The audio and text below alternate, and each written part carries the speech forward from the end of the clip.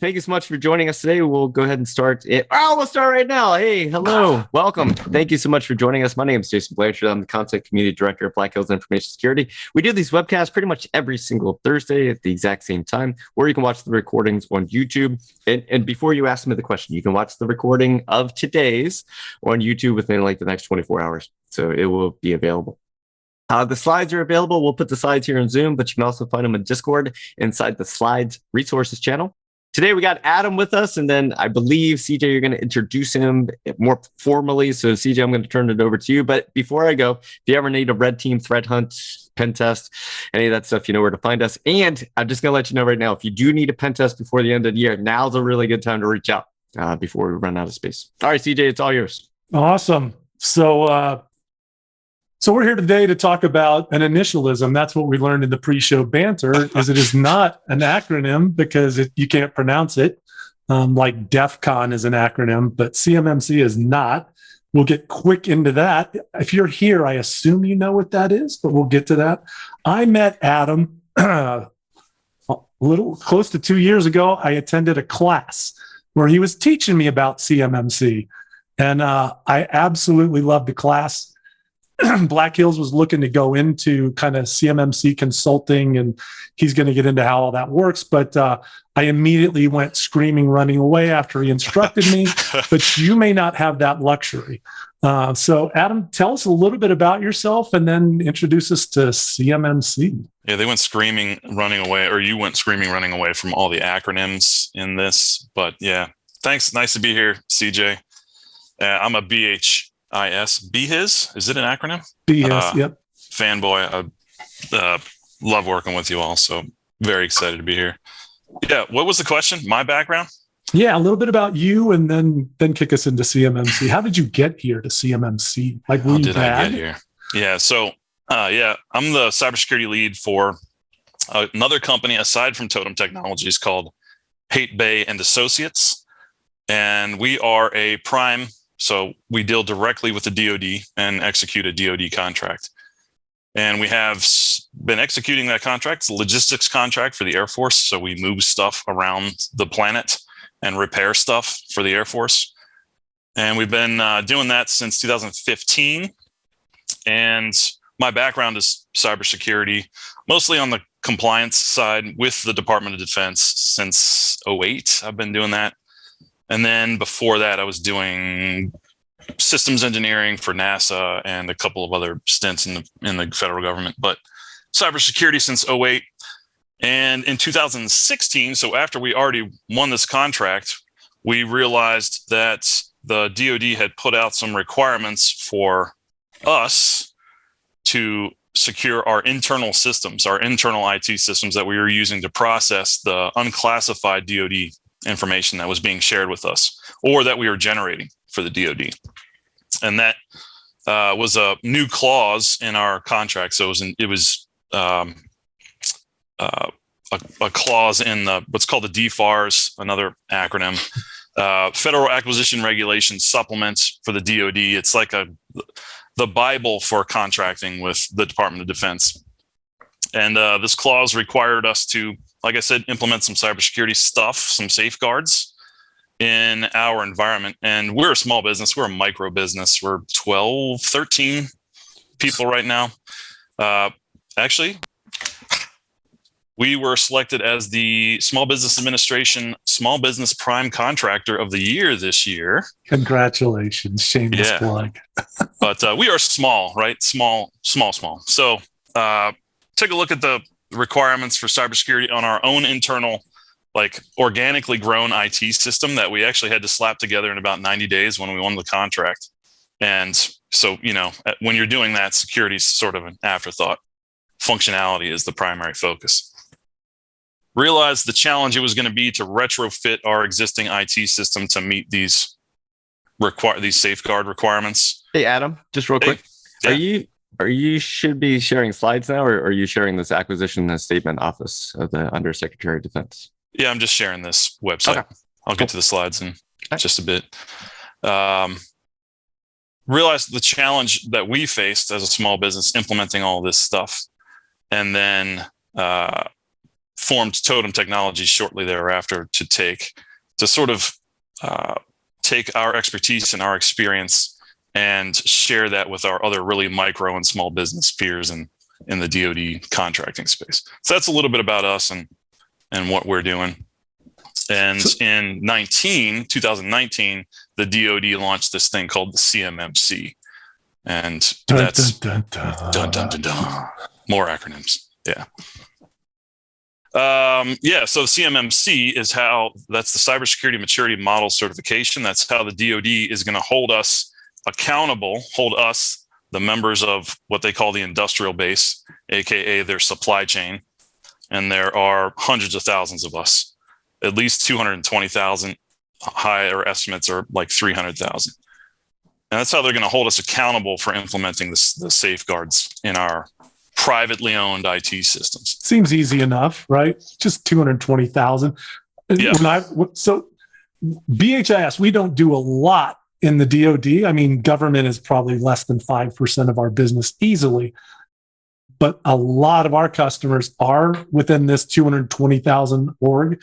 And so I've been asked several times about this. I've directed people to you for the training, and they've asked me, what do we do? How do we get started? And that's why I decided to do the webcast, because there are an awful lot of companies doing this. And I've had companies that are saying, hey, we're going to do this proactively, get into this. And I'm like, well, you can do that, right? Like all frameworks, there's some good and bad stuff to it. But I figured, let's get you in and let's talk about some of the ins and outs of this. So if you're not DoD, it still might have some interesting stuff for you to consider. So yeah, and the DoD is really the tip of the spear when it comes to piloting a lot of programs in the federal government.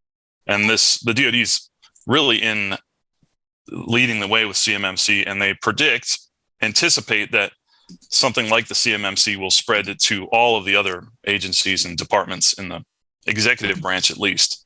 So if you're doing work or planning to do work with the federal governments, Cmmc may be on the radar. It's not just it is a DoD thing right now, but it may not be in the actually relatively near future. And by that, I mean like 5 years or so.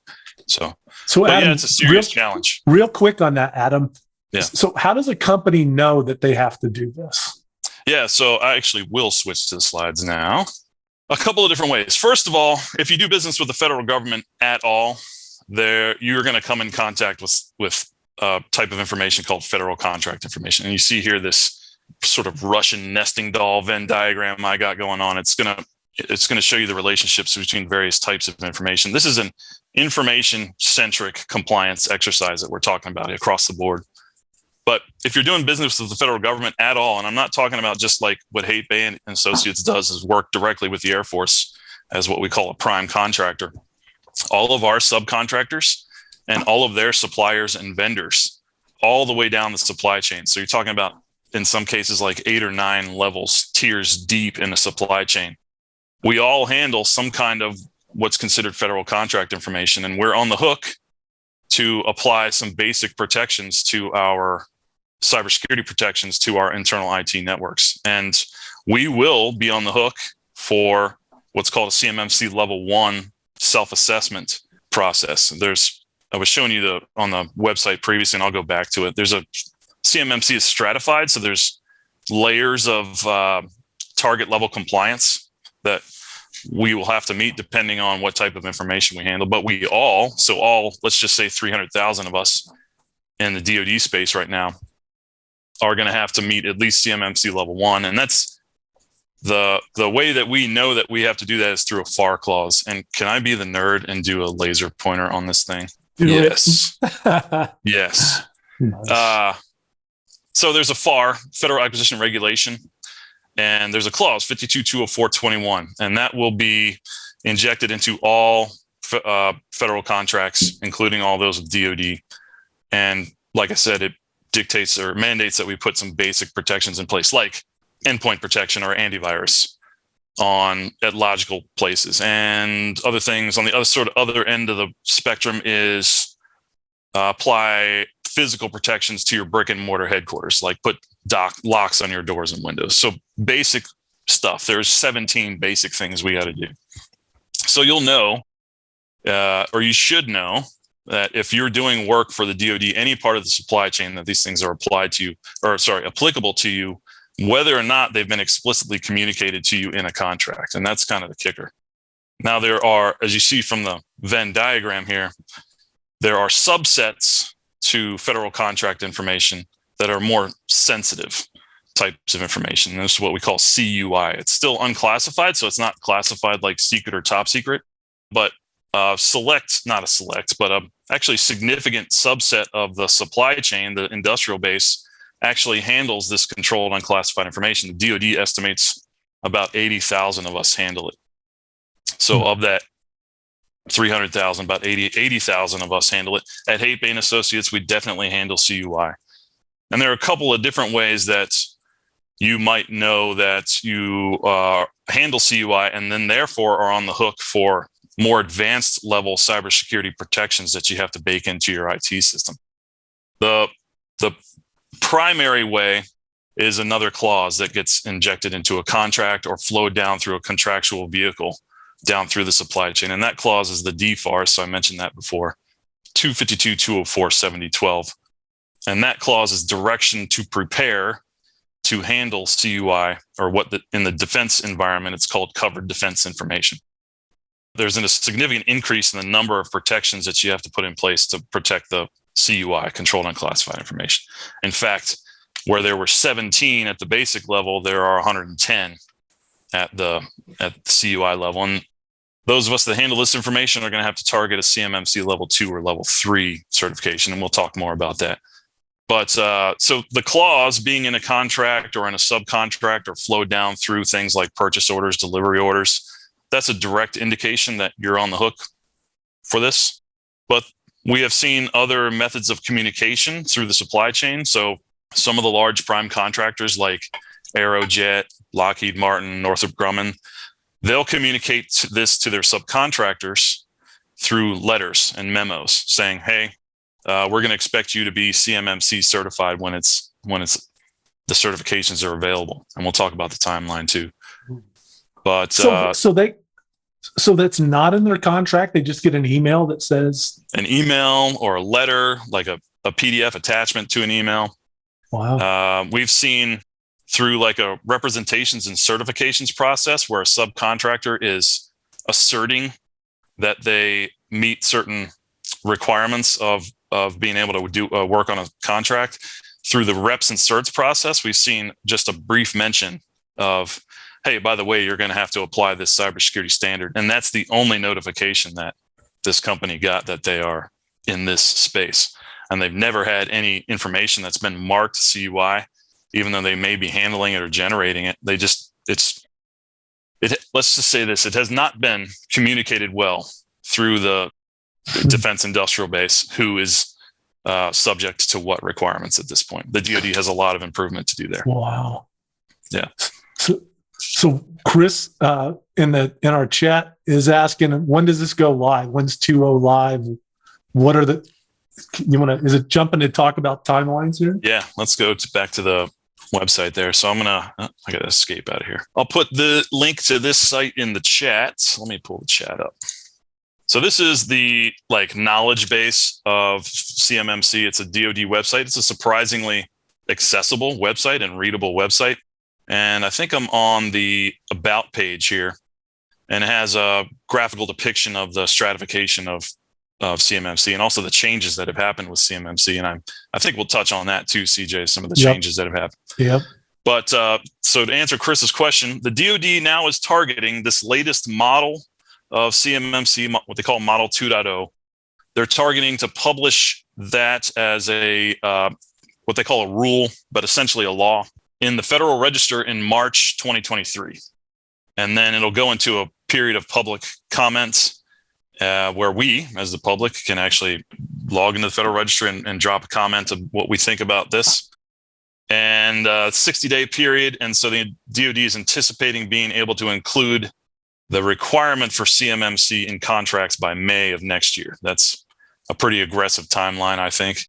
And we'll talk about some of the challenges behind being able to fully staff up the ecosystem later on in our discussion here. But yeah, So those are the time frames. Model 2.0 is the model that we're on now. You can see there's 3 levels. And yeah, if you're okay, CJ, I'll go into talking about the differences between the models. You know how strictly structured and organized we are. So since we're already looking at this graphic, let's do it. Yeah, so Model 2.0 was released in November of last year. Model 1.0 was released in November 2019, and it had 5. You can see it has 5 levels, in addition to a bunch of practices, which you can think of as like best practices or cybersecurity safeguards. Things like endpoint protection, things like protect your brick and mortar facilities, those sorts of things. Would you call them controls? We call them controls. Okay. Yeah. So we'll flip back and forth between those terms: practice, control, safeguard. Yeah. All synonymous. And there's a bunch of controls. You can see there's hundreds, depending on what level you're at. There are also these processes, which, I mean, for small businesses, it's essentially just capturing your process, your procedures for maintaining your antivirus, let's say, capturing it in documentation. And for patching, patching, configuration management, threat hunting, incident response, risk assessment, user training, capturing all those processes. For most of us in the especially small businesses, this was just extraneous, like a big paper drill. And there was a lot of hand wringing and consternation in the industrial base, and a lot of negative feedback to the DoD on this model. And so it actually underwent a process of inspection by the Pentagon Inspector General, and as a result of that oversight, the model was changed to Model 2.0, and that was released November of last year. And now there's 3 levels. All of us in the defense industrial base will have to meet at least level 1, because we handle that federal contract information in some manner, like a purchase order or a delivery order or an invoice that we generate to get paid for products that we're building for the DoD. That's considered federal contract information.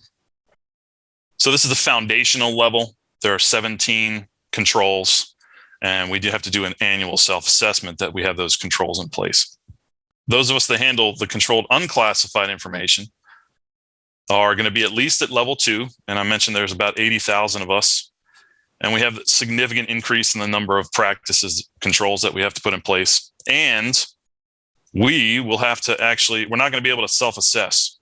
We're going to have to hire what they call a CMMC, third-party assessment organization, like C3PAO. So one of those nested acronyms that the DoD is so famous for, right?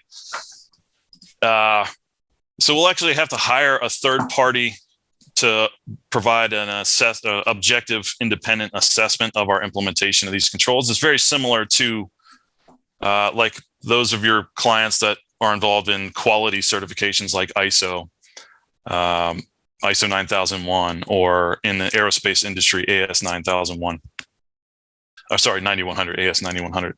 Like it'll be like a quality inspection, but it will be much more intense. There are many more controls that are in place for our cybersecurity programs than for a quality program.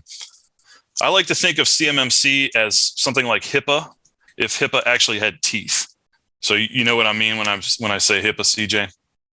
No, I have no idea. It doesn't make any sense to me. Yeah. Like HIPAA has no teeth, especially at the small business level.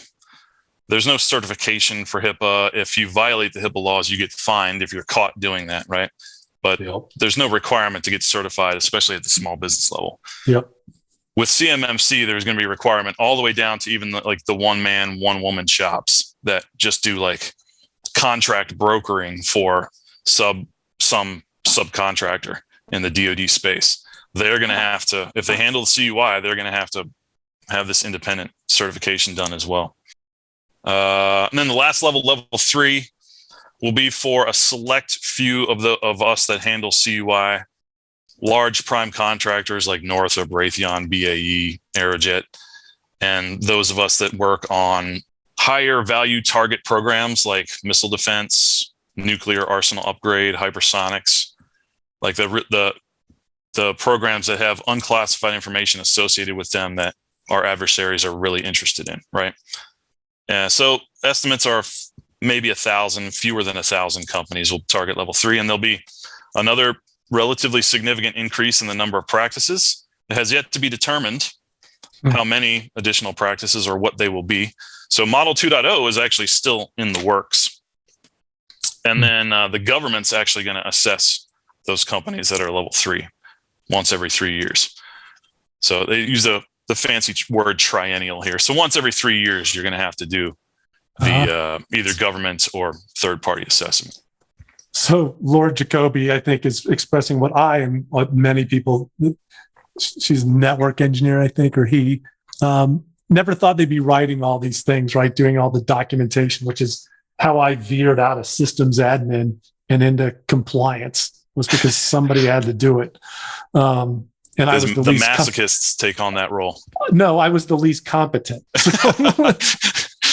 And masochistic, man. So why don't you just write down what we do, CJ? Yeah. But so what's your swag on, like, what is it going to take for someone to get to that level 1? Yeah, level 1 is no walk in the park either. There are some challenging controls in there, like network vulnerability scanning and security baseline application. So terms that are completely foreign to your average small business. Like they think, oh, I got a firewall in place and I use Windows Defender on all of our endpoints or whatever comes baked into Mac. Right? We're good, right? And it's unfortunate. I got to shake my head and say, no, there's lots more to do. So for even a level 1, you're looking at not days, not weeks, but probably months worth of procedural and technology implementation. Right. And outlays of not hundreds, but thousands of dollars probably to get some of the tech in place, especially like vulnerability scanning. And it requires some competence, some IT competence. So even at level 1, most of your small businesses, most of our clients, the micro businesses, they do their IT themselves, right? So like the CEO is also the IT guy or gal. Right. Yeah. And they're not going to be able to do their job, the job of bringing revenue in for the company, and also do even level 1. So they're going to probably look to outsource to managed service providers. Absolutely. Yeah. We were always talking. In fact, we talk about it around pen testing, right? Yeah. To pen test a small company and a mid-sized company, it's not a very big jump in cost. The cost to a small company, you talk to a group, like you say, a one person, let alone a one-person shop, but you guys are a 20-person shop. It costs, over $10,000 to do an internal pen test on you guys. And it's like, that's the same cost as it does for a 500-person company. It doesn't scale down nicely, does it? No, it does not. It's this big fixed cost that's just burdensome. Yeah. And this is the cost of doing business with the DoD. Yeah. So if you want to play in this space, get used to it. And it's not, as we all know, cybersecurity is not fire and forget. So there's constant care and feeding of even a basic cybersecurity program. So we have to get our small businesses used to the fact that they are going to have a continuous outlay of resources, time, money, whatever, on their cybersecurity programs. Yeah. And then talking about level 2, you're looking at order of magnitude level of increase in effort for level 2. But I'm not chicken little. It's not, I liken the CMMC level 2 we're not climbing Mount Everest. All right. It's not impossible for most of us. It's more like hiking the Appalachian Trail. Most of us could hike the Appalachian Trail. It's just going to take us a long time. Right. We can do it though. There's just a lot of work to do. So we got to get started on it. Yeah. Awesome. I couldn't climb Mount Everest. I don't know about you, CJ. You're in much better shape. Yeah. Sure. Along that lines, also I'm hiking the Appalachian Trail next month, but along the lines, on average, what is the financial investment of becoming CMCA compliant certified? And then in addition, what is the time investment? So you said the Appalachian Trail is a long time, but yeah, what would you say the financial investment is if you could say? And what was the first part of the question? What is the financial investment? And then the second part is the time investment. Oh yeah, financial. Yeah. So we can speak from personal experience because we're on our journey ourselves. We're nearing the end of the re-architecture part of our journey. because, like I said, we spun up our IT system organically in like 90 days. So we had some work to do to get squared away, right? So in turn, like a 12-person shop, in terms of financial investments, we are probably somewhere around 75,000 in re-architecture of an IT system. So we are all on-prem, and we are in the process of, well, we have gone hybrid cloud on-prem, and we're probably going to end up all cloud in the Microsoft 365 environment, just to take advantage of baked-in security in that environment. Does that have to be FedRAMP when you're? It does, yeah. So if you're going to handle this, even federal contract information at level 1, the first hurdle in choosing a cloud service provider is that they have undergone FedRAMP ATO.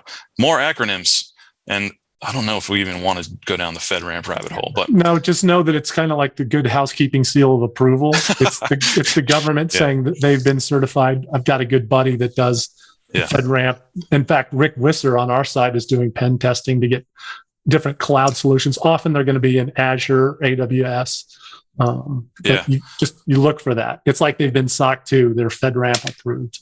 The good housekeeping seal. Yeah. And then at a FedRAMP, you have to have periodic pen tests. I think it's important to note that at CMMC level 2, you don't have to do pen testing, but it's, as we all know, it's a great idea, but it's not a required control. Nice. But yeah, so in re-architecture, I'd say 75,000 or so. And then our ongoing costs, which include costs for our managed service provider, so day-to-day IT, and they have to be savvy. They have to be willing to take the journey with you. They have to be able to put on a backpack and hike the Appalachian Trail with you, because a lot of your MSP processes and procedures are going to be tied up in your cybersecurity program. I think that's kind of obvious, right? So we actually had to ditch our first MSP because in 2016, I explained all this to them, and they were like, yeah, we're not interested in that. We just want to do things like reset users' passwords. We're not along for the journey. So we have MSP costs, day-to-day IT. We have, we also outsource our continuous monitoring to a managed security service provider. And so and then we pay for cloud services as well, like the Microsoft 365 services. We're looking at north of 50 grand a year in continuous feeding costs for our cybersecurity program.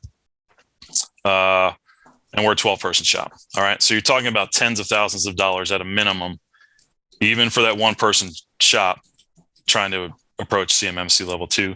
And then in terms of time, so we are, like all small businesses, resource strapped, where our margins are very small. We've had to approach both re-architecture and implementation of new security features in a project-by-project approach, when we have cash, right? So that's taken place over the course of these 6 years now, 2016. So very slowly. It can be done faster if you're willing to throw more money at it, like all problems. You can have it quick, you can have it good, or you can have it. Exactly. So you're looking at, and we handle CUI, so we're targeting level 2. You're looking at not days, not weeks, not months, but years time frame. You can get, if there's enough money, enough capital money at hand, you can get it done in about a year. I think a small business getting to the point where you could say, yes, we have our cybersecurity programs fully flushed out. We will pass the assessment. Hey, and there's always the cycle. Hey, Adam, can we take a look at the level 1 practices? Just get an idea of what they're going for there.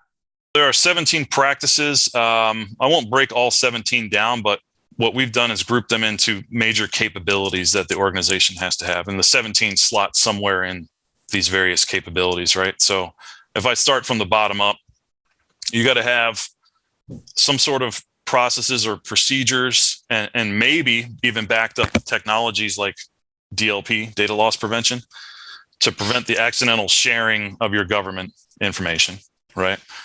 It's not required to have the DLP technology, but it's a good idea to back up any kind of policies and procedures. So that's a capability that the organization has to have.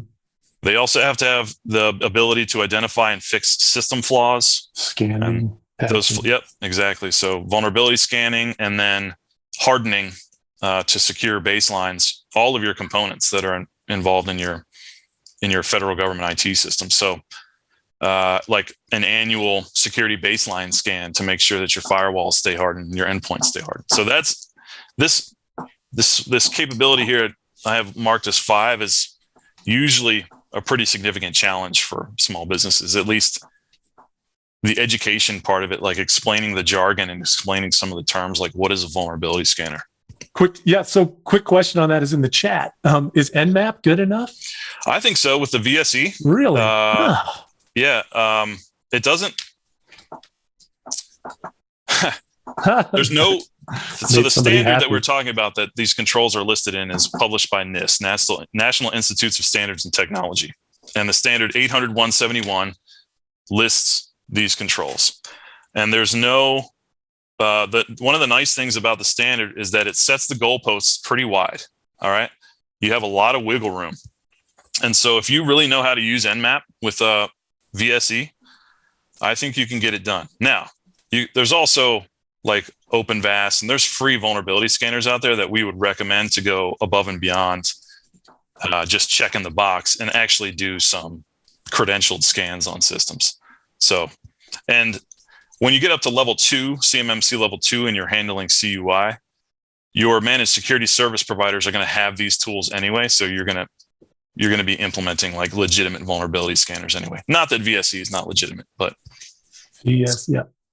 So there's a question on was it BSE or VSE, and people are talking about OpenVAS, and we've felt like OpenVAS is a dumpster fire for a long time. Like, okay, if you're relying on that, like if you're a single shop, okay, I guess it's way better than nothing. But it's better than nothing, yeah. And that's part of our mantra, really, for small businesses is take advantage of the free technology, even if it is kind of like a dumpster fire right now, because it's better than nothing. Right. Yeah. And we definitely have a crawl, walk, run. And as I used to say in compliance game, it was always easier to ask for forgiveness than permission.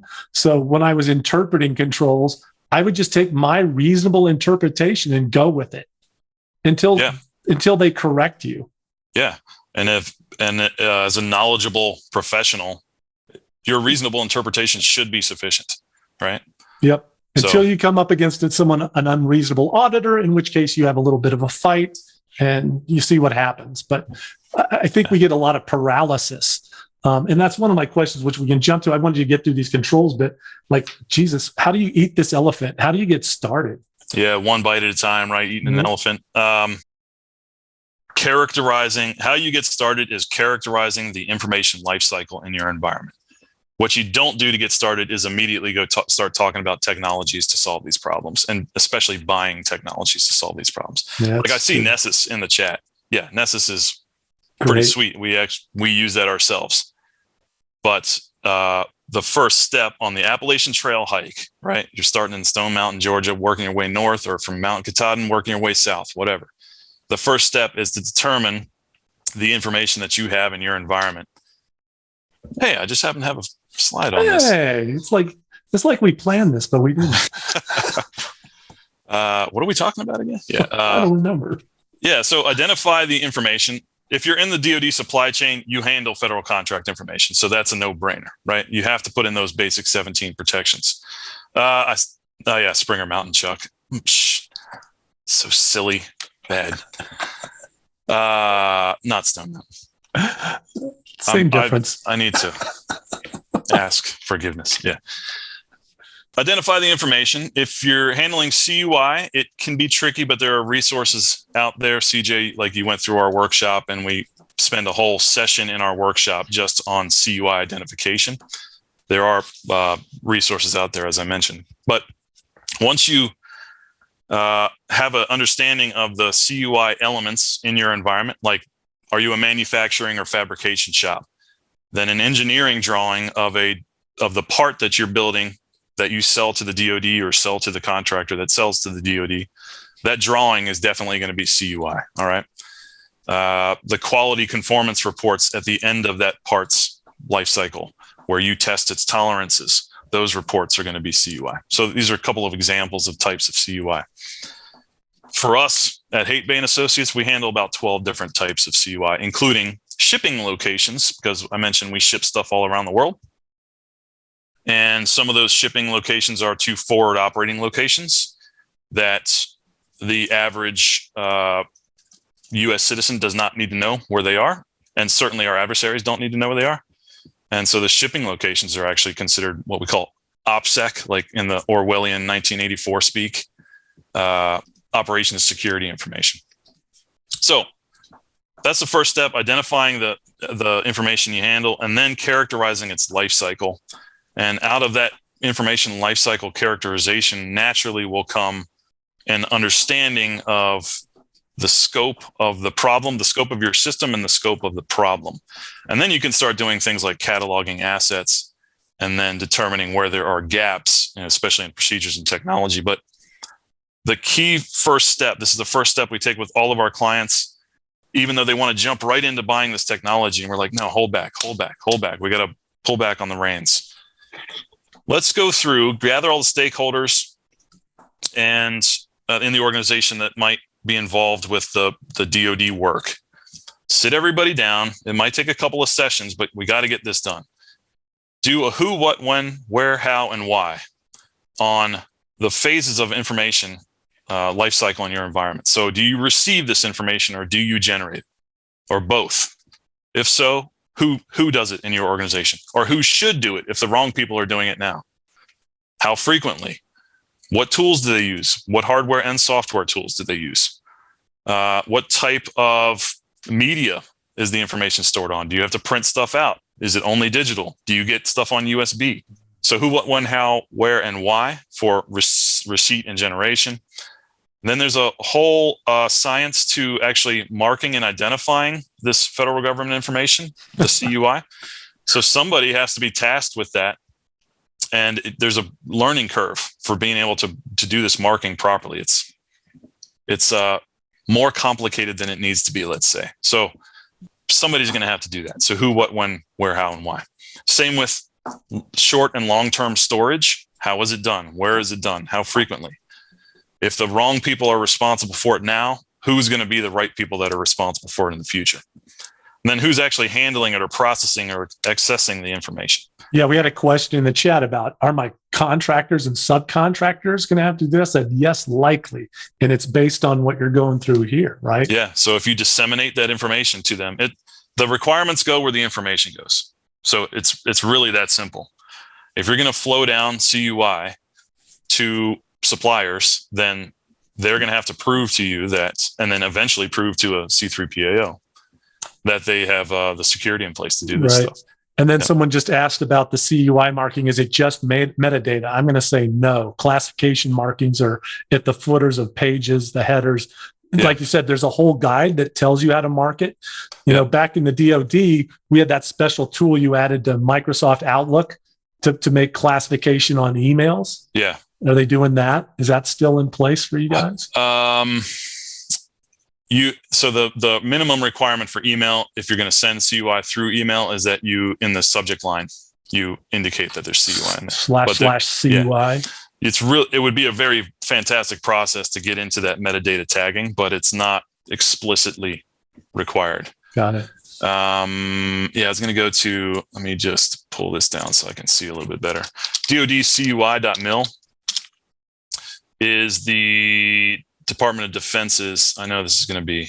Well, that make it look so exciting. Boom. Just moving the browser, moving the windows around. They have desktop aids and there's a whole marking guide in here. Okay. So I'll put a link to this in the chat. And there's also, for all of us that handle CUI, there's a mandatory training. So I'm going to Google that. I'm middle-aged, CJ, so I can't remember any of these URLs. I have to Google them all. Yeah, that's a fond memory for me now, middle-aged. So. Nah. I got the more gray hair than you, buddy. All right. So Security Awareness USA Learning CUI. This is a mandatory training. It's about 40 minutes. Everybody that's going to handle CUI all the way down the supply chain has to take this training, and there's some marking instructions in this thing as well. But yeah, the basic stuff is like in a Word document, header and footer has to be marked CUI. And then on the cover page, there's this thing called a designation indicator, which is more complicated than it needs to be. But It's like a stamp that has to be put on this thing. So those are those pages. And yeah, so just to wrap up the life cycle, this is the first step: who, what, when, how, where, and why for all these phases. And out of this, if you've gathered all the right stakeholders, the company now has an understanding of the scope of the problem. And you can start identifying assets that anything that supports any of these life cycles is in scope, all right, in some way or another, and deserves some protections. And at a minimum, it deserves to be inventoried and slapped on a diagram, like a network and data flow diagram in the environment. So I like treating these things as an engineer. You know, we have a thing around here where we make sure you're doing ready, aim, fire, and not some other order. Diagnosis of a problem and definition of a problem set is critical. We do it in engineering, except when you're doing bad engineering. When your boss comes in and said, "Hey, we need this new firewall." Oh, wait, why? What problem are we trying? Or when people like knee-jerk, "Oh, DLP, we need DLP." Well, wait a minute. Let's do some analysis before you go spending hundreds of thousands of dollars. But clear definition of the problem set and understanding a little bit of the basis, like where are these things flowing out? What do the documents and the sources actually say? So you have to be very informed. As good as most people that are on this channel today are on the technical side, when you jump into the compliance crap and law and all this other stuff, it's easy to just kind of knee jerk and fly off the handle. I think you really need to stop, pause, and digest it. So that's just my 2 cents. And and it might not be a binary answer, yes or no, to some of these questions. The answer might be like, we're not even looking at the right thing. Mm-hmm. So that's why I sort of force our clients to take a step back, because they want to jump right into like, tell me what I got to buy. Right. I'm like, what's my button? That was easy. What? Yeah. But you got to take a step back and engineer. We're going to engineer the heck out of it.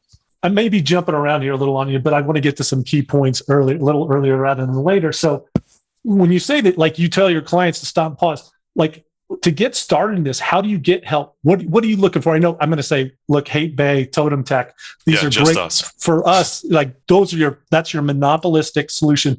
But even like we do when we say people go to a pen testing company like BHIS, we're like BHIS, what are you looking for? Like, how do you know, where do you find help other than you've given us good sources on the web, but how do you find that consultant to help you? What are you looking for? Yeah, you're looking for, like we did, somebody that's going to take that journey with you. So there's some education that's going to have to happen with a lot of these consultants. If they're willing to get educated alongside of you, that's really the prime indicator for us. They also need to understand that if they're a managed service provider, especially, that they're going to be involved in certification, perhaps, but certainly have to adjust some of their procedures and technology, probably. All right. And in terms of consultants, there's a lot of subtle interpretation that has to happen around some of these controls. So I mentioned that the standard leaves a lot of wiggle room, and that's good. But on the flip side of that coin, there's a lot of wiggle room, and there's some gray areas, and the DoD isn't telling you explicitly what you have to do. So there's some interpretation and translation that has to happen. So a good consultant is going to know the standard, which is the NIST 800-171 standard, inside and out. All right. They're also going to know the clauses, understand the clauses that I mentioned a couple slides ago, the DFARS 252, 204, 7012, understand the resources that are at hand to go determine what types of CUI, especially, the organization is going to have. So ultimately is CUI program is the responsibility of the National Archives and Records Administration. So there's a category list here on the slides that you'll be able to, a URL that your viewers will be able to go explore themselves. But even this CUI identification can be subtle and nuanced. There is a marketplace that is being formed by what's called the accreditation body, now called the Cyber Accreditation Body. They changed their name from Cmmc Accreditation Body to Cyber Accreditation Body. No, that's not too confusing. No, not at all. And shows you where the priorities are, branding. But Cyber AB cmmc.org. There's a marketplace on here, and they just released this website earlier this week, I think. So I think there's some bugs in the marketplace right now, but they'll work those out. And you'll be able to look up what are called registered practitioners of CMMC. And then eventually, so later this year, there will be certifications, formal certifications available to us for something called CCP, CMMC Certified Professional, and CCA, CMMC Certified Assessor. And those folks will be at least certified as much as you can be an expert on this topic. But for now, there are registered practitioners. I'm a registered practitioner, and you can look, we've undergone some basic training in this. Really, I feel comfortable talking about it because I've been doing this type of stuff for so long, since 2008. And I don't even feel like I have expertise in the field. I've just been doing it a while. Right? There's a lot to learn, and it's a lot of subtle interpretations. So frustrating. Yeah. I was going to say, like, experience is a big thing. And the problem is, like, well, we haven't even solidified the requirements, right?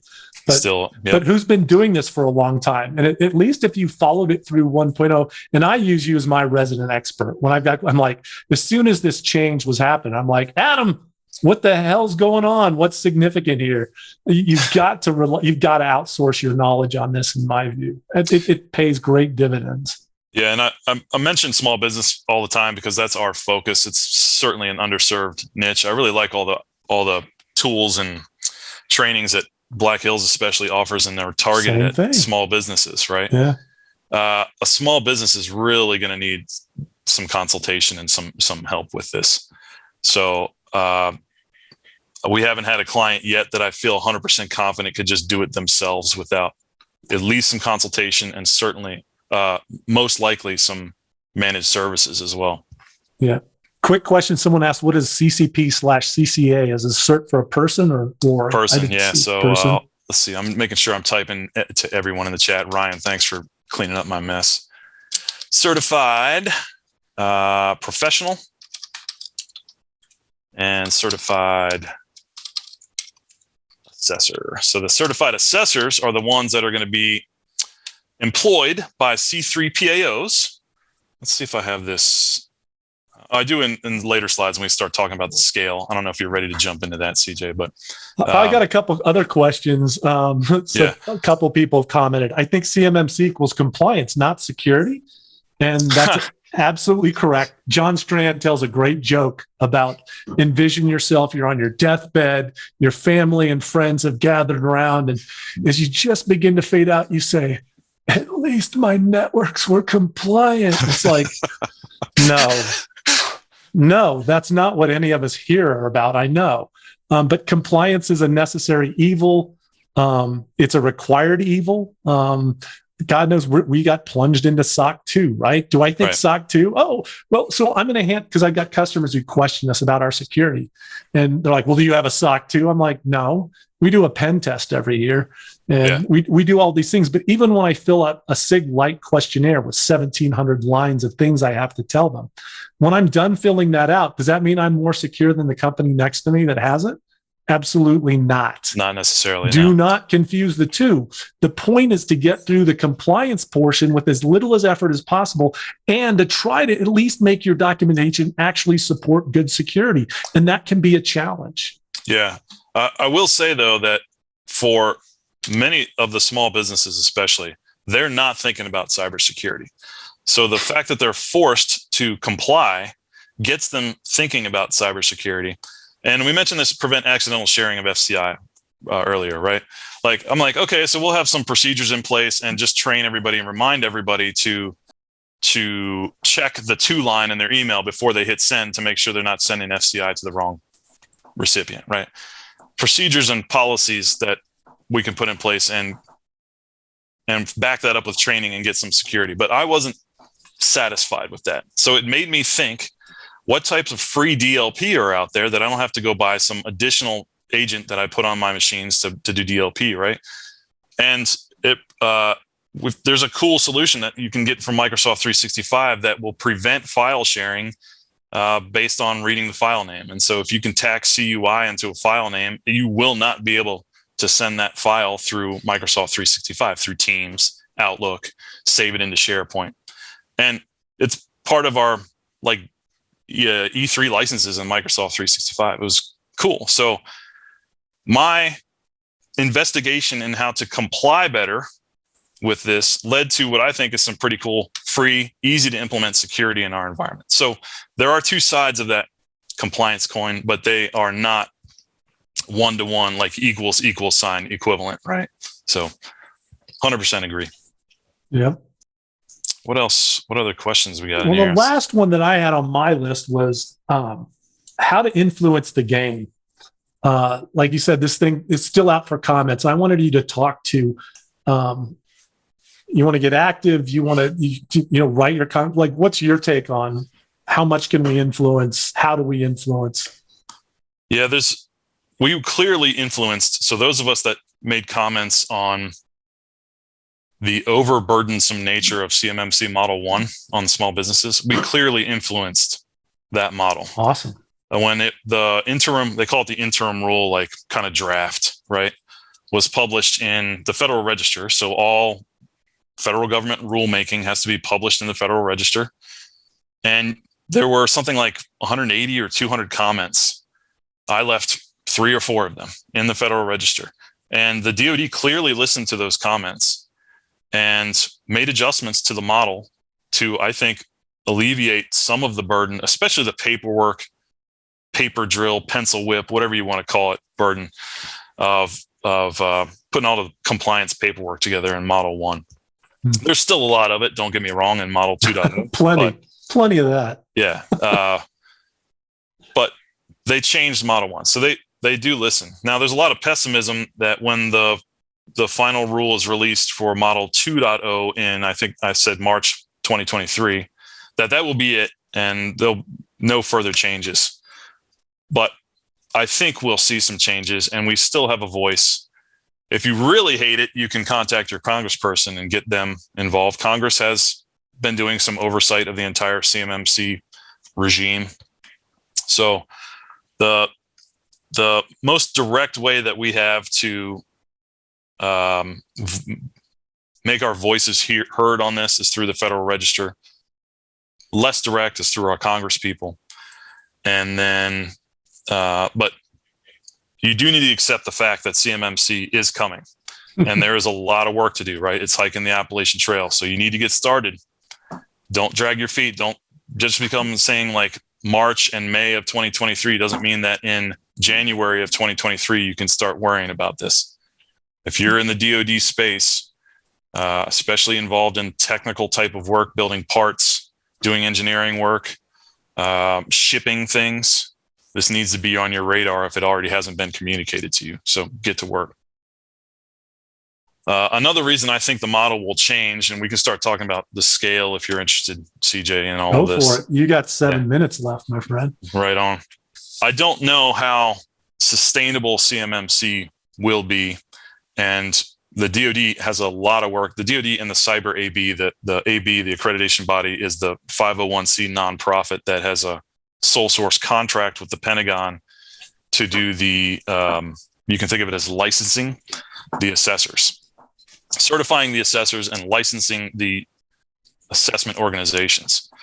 We can look at the scale of how many of those organizations and assessors are going to be required to sustain CMMC implementation across the entire industrial base. So I got some numbers like back of the napkin type of math here, and it's pretty mind-boggling, right? Mm-hmm. So there are, let's just talk about those of us that handle CUI. We're going to be targeting a CMMC level 2 certification. There's 80,000 of us by the DoD's estimates. And we have to have every 3 years we'll have to have an independent assessment, right? So CMMC certification required every 3 years. So that means every year there's going to be close to 27,000 of us that have to get recertified, right?